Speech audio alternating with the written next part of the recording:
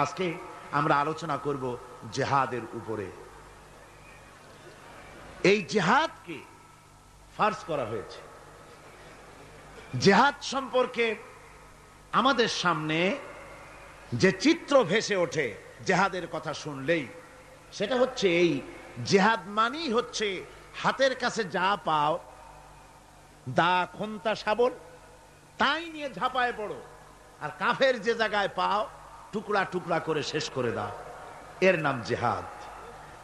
এই কথা আমাদের কি পাশ্চাত্যের লেখকরা তারা এভাবে চিত্রিত করেছে ইসলামের জিহাদকে।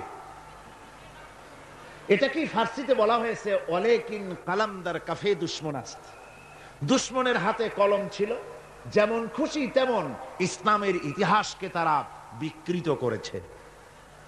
জিহাদ এটি হারবের প্রতিশব্দ নয়, জিহাদ এটি এর প্রতিশব্দ নয়, জিহাদ এটি যুদ্ধের প্রতিশব্দ নয়। হারবুন মানে যুদ্ধ, ওয়ার মানে যুদ্ধ, আর আরবি জিহাদ মানে যুদ্ধ নয়। আরবিতে জিহাদের আবিধানিক এবং পারিভাষিক অর্থ হচ্ছে এই, ভালো করে বুঝুন। জিহাদ শব্দের আবিধানিক এবং পারিভাষিক অর্থ হচ্ছে এই যে যে কোনো উদ্দেশ্যকে সফলতার শীর্ষে পৌঁছে দেওয়ার জন্যে যে প্রাণান্তকার প্রচেষ্টা চালানো হয়, ওই প্রচেষ্টার আরবি নাম হচ্ছে জিহাদ। এই আরবি নামটি কি? জিহাদ। আমি আল্লাহর দ্বীন কায়েম করতে চাই, এজন্য যে আল্লাহ পাক আমাকে যদি শক্তি দিয়ে থাকেন অর্থ খরচ করা, আমার যদি টাকা কড়ি থাকে, এই রাস্তায় টাকা খরচ করা হচ্ছে আমার মালি জিহাদ। এই রাস্তায় যদি আমি বক্তব্য রাখতে পারি, তো আমি যদি বলিষ্ঠ কণ্ঠে আল্লাহর দ্বীন কায়েমের সংগ্রামের পথে যদি কথা বলতে পারি, এটা আমার বক্তব্যের জিহাদ।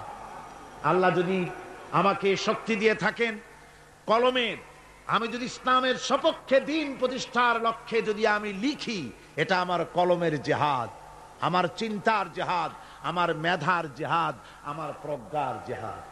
সর্বশেষ যদি এই আন্দোলনকে পরিচালিত করতে গিয়ে যদি সশস্ত্র হামলার মোকাবেলা করতে হয়, তাহলে সশস্ত্রভাবেই মোকাবেলা করাটাই হচ্ছে জিহাদের চূড়ান্ত রূপ। এটা প্রাথমিক পর্যায়ে নয়। জিহাদ অর্থই এটা নয় যে লাঠি ঠ্যাঙ্গা নিয়ে যারে পান ইসলাম মানে না ওর মাথা ভাঙ্গে দেন, এরকম নয়। আল্লাহ পাক তা বলেননি। কোরআনে কারীমে রব্বুল আলামিন বলেছেন, রাসূল পাক সাল্লাল্লাহু আলাইহি ওয়াসাল্লামকে বলেছেন, ইন্নামা আনতা মুযাক্কিরুল লাস্তা আলাইহিম বিমুসাইতির। হাবিব, আপনি একজন উপদেশক, উপদেশের কথাগুলি মানুষকে শোনান। আপনাকে দারোগা করে লাঠি চার্জ করার জন্য মানুষের সামনে দারোগা হিসেবে পাঠানো হয়নি, মানুষকে হেদায়েতের বাণী শোনান।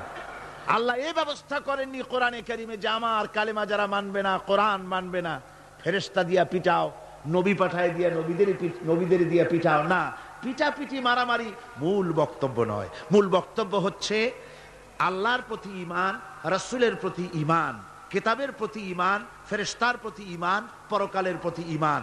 এই ঈমানকে প্রতিষ্ঠিত করতে হবে পৃথিবীর বুকে, সেজন্য সংগ্রাম করতে হবে।